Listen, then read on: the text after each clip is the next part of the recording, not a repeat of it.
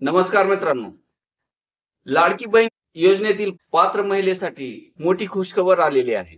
लाडकी बहीण योजनेतील पात्र लाभार्थ्यांना दिनांक 8 ऑगस्ट 2025 या रोजी लाडकी बहीण योजनेचा हप्ता हा ₹1500 त्यांच्या खात्यावर जमा होणार आहे.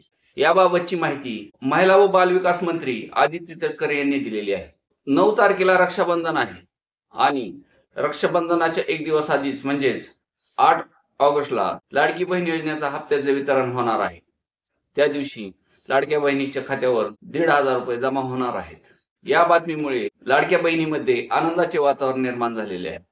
याबाबतची माहिती देताना आदित्य तटकरे यांनी ट्विट करून हा हप्ता 8 ऑगस्टला जमा होणार असल्याचे सांगितले आहे.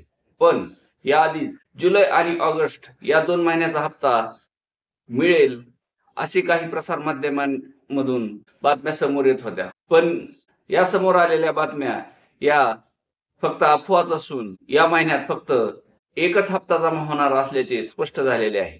तसेच 30 जुलै रोजी शासनाकडून GR काढून 1 महिन्याच्या हप्त्याच्या निधीचेच वितरण करण्यात आलेले आहे. त्यामुळे 2 हप्ते हे एकत्र मिळणार नाहीत. याची दखल लाडक्या बहिणीने घ्यावी.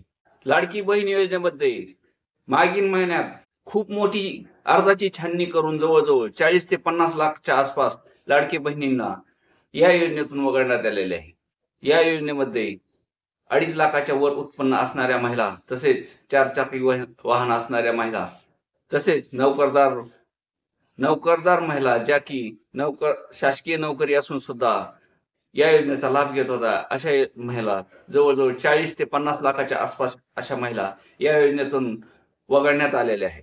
आता जवळजवळ 2 कोटी महिला या योजनेत सहभागी असून या योजनेतील जुलैचा हप्ता हा 8 ऑगस्ट रोजी जमा होणार आहे. धन्यवाद.